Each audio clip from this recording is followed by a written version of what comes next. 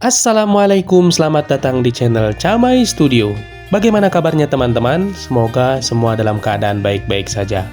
Terima kasih kepada teman-teman yang selalu setia mendengarkan cerita horor atau cerita mistis, cerita pendek di channel Camai Studio.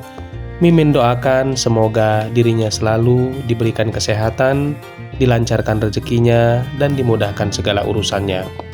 Cerita ini Mimin dapatkan dari kumpulan buku cerita horor dan kisah nyata.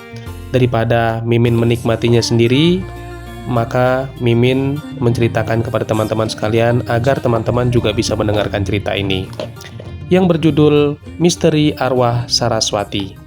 Mari kita mulai ceritanya. Memasuki desa Rejo, serentak kami semua terdiam. Suasana saat itu langsung berubah sunyi senyap. Seakan-akan kampung itu tak berpenghuni. Mobil yang kami tumpangi berlima, berjalan pelan seolah enggan memasuki desa yang berada di pesisir pantai selatan itu. Nah, ini dia kampungnya. Asik juga. Wah, aku berharap di sini punya pengalaman menarik yang seumur hidupku baru kali ini mengalami.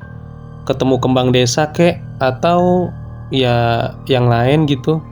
Belum selesai Heru merampungkan kalimat tersebut, tiba-tiba kami serentak terkesima melihat ada seorang nenek-nenek berdiri di pinggir jalan. Tampak tangannya membawa lampu senter, padahal hari masih siang. Sebaiknya kita berhati-hati, jangan gegabah. Kalau ngomong diatur, soalnya kita tidak tahu adat di sini. Lagi pula kita tidak tahu apakah Mang Samin masih ingat aku, ujar Didik. Kami yang berlima, yakni Didik, Heru, Rio, Santo, dan aku Dion, memang berniat mengisi liburan di desa Mang Samin, mantan tukang kebun keluarga Didik. Desa Rejo terletak di tepi pantai selatan, merupakan desa yang masih alami dan belum terkontaminasi budaya asing. Kami memutuskan untuk berlibur di sini, karena cerita Didik yang menurut Mang Samin, dia tinggal di desa yang alami. Dan yang membuat kami tertarik untuk mengunjunginya adalah cerita tentang sebuah tebing yang indah dan siap untuk didaki. Dasar Heru, dia yang paling getol mengajak kami ke sana, karena kami memang punya hobi panjat tebing sih. Singkat cerita, akhirnya kami sampai juga di rumah sederhana yang asri. Dari dalam, tampak tergopoh-gopoh lelaki paruh baya menyambut kami. "Mas Didik, akhirnya datang juga. Mari silakan," sambut Mang Samin sambil mengajak kami untuk langsung masuk ke rumahnya. Enak juga ya suasana desa waktu sore. Wah, aku jadi langsung pengen jalan-jalan nih, seru Heru. Namun dengan gugup Mang Samin segera mengajak masuk rumah dahulu dengan setengah memaksa. Bahkan istrinya yang muncul kemudian malah langsung menggandeng tanganku untuk masuk ke dalam rumah. Seusai mandi dan istirahat sebentar, kami langsung disuguhi makan malam. "Mang, ini kan masih sore, baru jam 6. Kok sudah makan? Nanti ajalah." "Aku pengen jalan-jalan," kata Heru tak sabaran. Tapi dengan sigap, Mang Samin segera melarang dan menyuruh makan dulu. "Oke deh, aku sudah lapar juga kok. Mang, tadi di depan desa aku melihat seorang nenek duduk di pinggir jalan. Tapi kok siang-siang menyalakan senter ya? Siapa dia, Mang? Agak aneh sih," kata Didik. "Makan dulu aja. Nanti sehabis makan, Mamang akan menceritakan tentang desa ini dan aturan-aturannya," ujar Mang Samin. Dengan penuh penasaran, akhirnya kami menikmati makan malam dengan tergesa-gesa.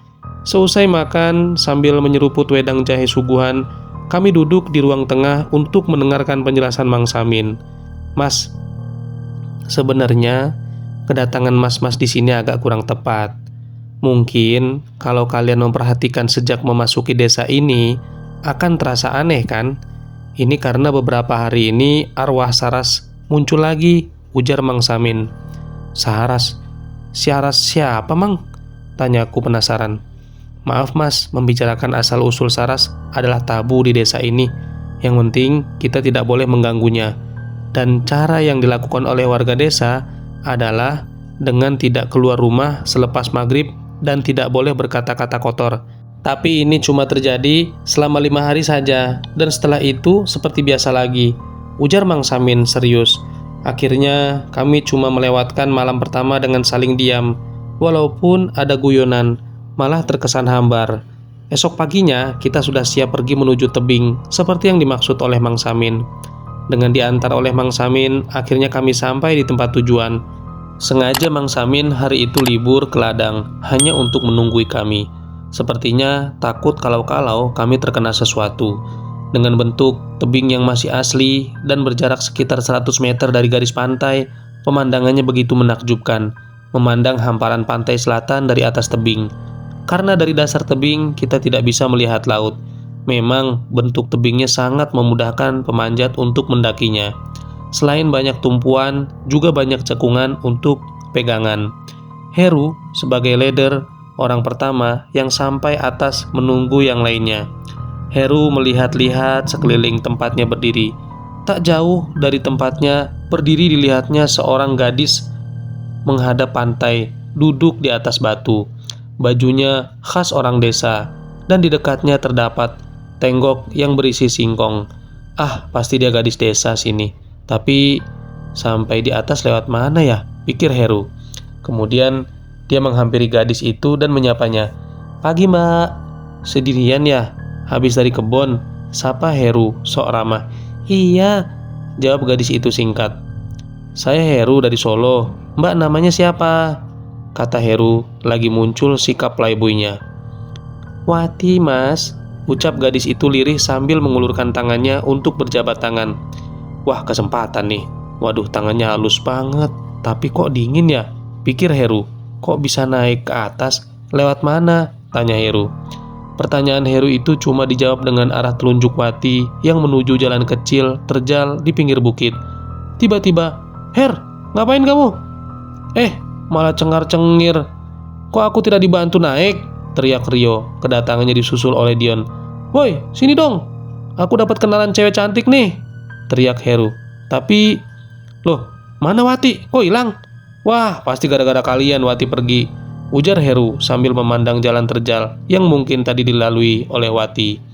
Selepas siang, kami pun pulang ke rumah Mang Samin lagi. Dan cerita tentang Heru yang ketemu dengan Wati agaknya tidak terdengar lagi dari mulut Heru.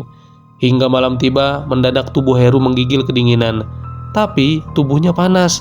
"Her, kenapa kamu?" "Wah, susah kalau bawa anak mami.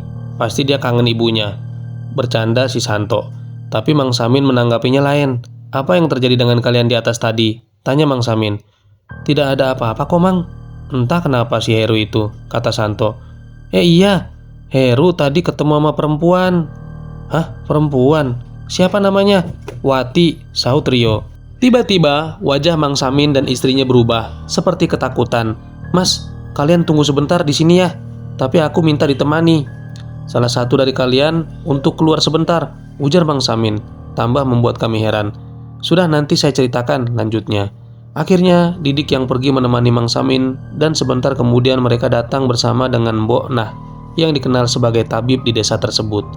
Setelah diberi jampi-jampi dan mantra, akhirnya tubuh Heru jadi tenang dan hilang sesak panasnya. "Tolong setelah siuman minumkan ramuan ini. Saya mau langsung pulang, tidak usah diantar," kata Mbok Nah. Heru masih belum sadar, sepertinya tidur. Akhirnya Mang Samin bercerita kalau gadis yang ditemui Heru tadi di atas tebing bernama Wati. Dia adalah Saraswati. Dia kejang begini kenapa? Karena pasti dia telah menyentuh tubuhnya Saraswati. Jangankan bersalaman, menyentuh saja sudah terkena auranya. Tapi untung belum parah, tapi masih bisa tertolong. Oh ya, nenek yang kalian temui di depan desa itu adalah ibunya Saraswati. Dia masih hidup, tapi kurang waras. Dia selalu menyalakan lampu karena ingin mencari anaknya siang maupun malam, kata Mang Samin. Tapi Saras tidak kejam, hanya sebatas menggoda saja. "Kalau boleh tahu, siapa Saraswati, Mang? Kenapa bisa jadi begitu?" tanya Dion. Mang Samin takut menceritakan kisah Saraswati pada malam hari. Dan setelah esok pagi baru dia bercerita tentang itu. Katanya Saraswati adalah seorang anak yang lahir dari hubungan wanita desa setempat dengan seorang pria pendatang. Namun setelah Saraswati tumbuh menjadi seorang gadis dewasa, sang ayah yang bejat malah memperkosanya. Dan akhirnya Saraswati bunuh diri, nyemplung ke laut. Ayahnya sendiri tewas dihakimi masa. Kisah tersebut sudah terjadi sejak 10 tahun yang lalu. Tapi sampai sekarang mayat Saraswati masih belum juga ditemukan. Demikianlah cerita yang disampaikan oleh Dion selama berkunjung ke rumahnya Mang Samin yang ada di pantai bagian selatan Pulau Jawa. Terima kasih kepada teman-teman yang mendengarkan cerita ini sampai selesai.